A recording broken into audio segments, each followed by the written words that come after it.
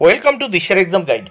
প্রিয় সপ্তম শ্রেণীর পরীক্ষার্থী বন্ধুরা, তোমাদের জন্য এই ভিডিওটিতে আমি আলোচনা করতে চলেছি সপ্তম শ্রেণীর সেকেন্ড সামাটিভ এক্সামিনেশন 2024 অর্থাৎ 2024 সালের সেকেন্ড ইউনিট টেস্টের সপ্তম শ্রেণীর ইংরেজি বিষয়ের প্রশ্নপত্রটি সম্পূর্ণ উত্তর সহ এই ভিডিওটিতে আমি আলোচনা করতে চলেছি। ফুল মার্ক 25 এবং সময় 50 মিনিট। সিসিই পদ্ধতি অনুসরণ করে এই প্রশ্নপত্রটি তৈরি হয়েছে, তাই অবশ্যই দেখে নিতে হবে। এখানে নেম অর্থাৎ তোমরা তোমাদের নাম লিখবে, এখানে রোল নাম্বার অর্থাৎ তোমরা তোমাদের স্কুলের রোল নাম্বার লিখবে, এখানে সেকশন তোমাদের বিভাগ লিখবে। এইবার দেখো, প্রথমেই রিডিং কম্প্রিহেনশন সিন, এই সিনটি তোমরা তোমাদের বইতে পেয়ে যাবে, সেই জন্য আমি বেশি ভালো করে পড়ছি না, কোনো রকমে আমি এটা পড়ানোর পরে আমি উত্তরগুলো করে দেব। তোমরা একবার শুনে নাও ঝটপট আর উত্তরগুলো দেখে নাও। Read the following text and answer the question. এই টেক্সটটি ভালো করে পড়ো এবং নিচের প্রশ্নগুলির উত্তর দাও। এইবার শুনে নাও তোমরা এটা ভালো করে। Once upon a time a wealthy merchant lived in a big mansion with his 3 daughters. একদা কোনো এক সময় একজন ধনী ব্যবসায়ী ছিলেন এবং তিনি এক বিশাল অট্টালিকাতে তার 3 মেয়েকে নিয়ে বসবাস করতেন। All of them were very beautiful. সেই 3টি মেয়েই ছিল খুব সুন্দরী। The youngest girl was Belle. তার ছোট মেয়ের নাম ছিল বেল্লে। She was known for her loveliness and for being pure at heart. সে তার সৌন্দর্যের জন্য এবং ভালো হৃদয়ের জন্য পরিচিত ছিল। হার সিস্টার, তার বোনেরা, ইন কন্ট্রাস্ট, তার বিপরীত ছিল। ঠিক আছে? ওয়ার উইকেড অ্যান্ড সেলফিশ, তারা ছিল দুষ্টু প্রকৃতির এবং স্বার্থপর। But their fortune soon changed. কিন্তু তাদের ভাগ্য খুব শীঘ্রই পরিবর্তন হয়ে গেল। The merchant lost all his wealth in a tempest on sea. এক সামুদ্রিক ঝড়ে এই ব্যবসায়ী তার সমস্ত সম্পদ হারিয়ে ফেলল। So he and his daughter started to live in a small farm house in a village. সুতরাং সে তার মেয়েরা গ্রামের একটা ছোট্ট ফার্ম হাউসে বসবাস করতে থাকলো। They had to work hard for their living. তারা বেঁচে থাকার জন্য সেখানে কঠোর পরিশ্রম করতে লাগলো। সাম ইয়ার্স লেটার, কিছু বছর পর, the merchant heard that one of his trading ship had returned to port. সেই ব্যবসায়ী শুনতে পেল বা জানতে পারলেন যে তার একটি জাহাজ বন্দরে ফিরে এসেছে। Somehow it had escaped the violent storm.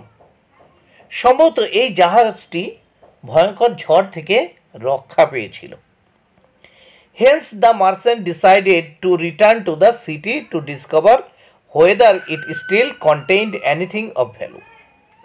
সুতরাং সেই ব্যবসায়ী সিদ্ধান্ত নিলেন যে এটা পুনরুদ্ধারের জন্য তিনি শহরে ফিরে যাবেন।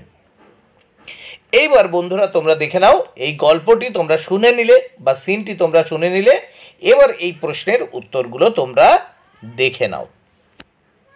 এর আগে complete the following sentences with information from the text. তাহলে যে ইনফরমেশনটুকু তোমরা পেলে উপরে, সেটা থেকে উত্তর নিয়ে এই শূন্যস্থানগুলো পূরণ করতে হবে। এর জন্য 3 মার্ক, প্রত্যেকটির জন্য 1 মার্ক করে বরাদ্দ। বেল্লে ওয়াজ নোন ফর হার, উত্তর হবে loveliness and for being pure at heart. 2 number প্রশ্ন, দ্য মার্চেন্ট হিয়ার্ড দ্যাট, উত্তর হবে one of his trading ship had return to port. 3, Belle's sister were wicked and selfish. এবার B দাগে দেখো, fill in the table with information from the text. দেখো এই যে টেক্সটের উপরে পড়ালাম সেই টেক্সট থেকে উপযুক্ত তথ্য নিয়ে এই যে টেক্সটটা আছে, যে চার্টটা আছে, চার্ট পূরণ করতে হবে। এখানে কজ আছে, কারণ, এফেক্ট, ফল। তাহলে প্রথমে দেখো একে, the merchant lost all his wealth in a tempest. Effect হবে the merchant moved over to a village farm house. এবার দুই দাগে দেখো এফেক্টে আছে one of the ship of the merchant had return to port. অ্যান্সারে কজে হবে somehow it had escaped the violent storm. এবার কজের তিন দাগে আছে the merchant wanted to discover if the ship still contained anything of value.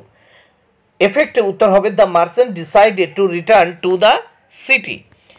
এবার আমরা এই প্রশ্নপত্রের নেক্সট পেজ দেখে নেব। এখানে এই নেক্সট পেজে কি বলেছে দেখে নেওয়া যায়। Rearrange the following sentences in the correct order by writing the numbers in the brackets.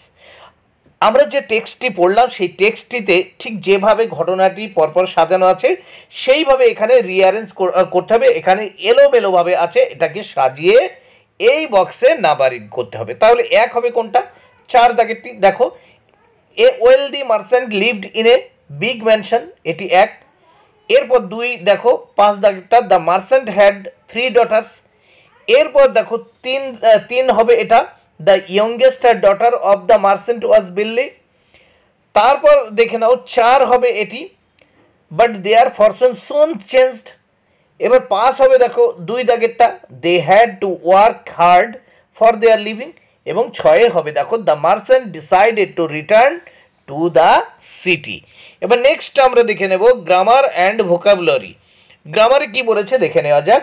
Feel in the blanks with either present continuous tense or past continuous tense of the verb given in brackets. তাহলে এই নিচে শূন্যস্থানগুলো present continuous tense অথবা past continuous tense দ্বারা পূরণ করতে হবে। দেখো ব্র্যাকেটের ভিতর ভার্বগুলো দেওয়া আছে। তাহলে প্রথমে আমি এইগুলো সব করেছি প্রেজেন্ট কন্টিনিউয়াস টেন্সে, তাই হবে দেখো mother is watching television when I came back home. 2 দেখো হবে boys are playing in the park now. 3 হবে দে আর ওয়ার্কিং ইয়েস্টারডে। এবার 3 দাগে আমরা দেখে নেব choose the correct option from the given verb form. 3-এর 1-এ এর জন্য দেখো 2 মার্ক বরাদ্দ, প্রত্যেকটি প্রশ্নের জন্য 1 মার্ক করে বরাদ্দ। neither of the girls has হবে এখানে brought her book।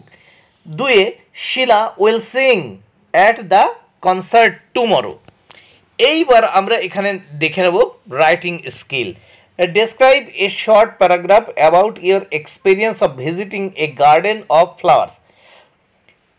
এখানে একটা ফুলের বাগান পরিদর্শন বা ভিজিট করেছো তুমি।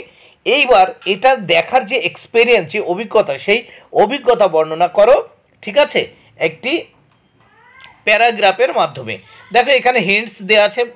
প্রথমে একটা ইটস লোকেশান, একটা লোকেশান দেবে, অবজেক্ট সিন দেয়ার, তারপর টাইপ অফ ফ্লাওয়ার, কোন কোন ধরনের ফুল তুমি দেখেছো, ইটস এফেক্ট অন ইউ, এর প্রতিক্রিয়া তোমার মনে কি হয়েছিল, the beautiful memory that will always linger in your mind, এবং সুন্দর কিছু মুহূর্ত বা স্মৃতি যা তোমার মনকে আজও নাড়া দেয়, সেইগুলো তোমাকে সুন্দর করে গুছিয়ে লিখতে হবে। এর জন্য রয়েছে কিন্তু 5 মার্ক।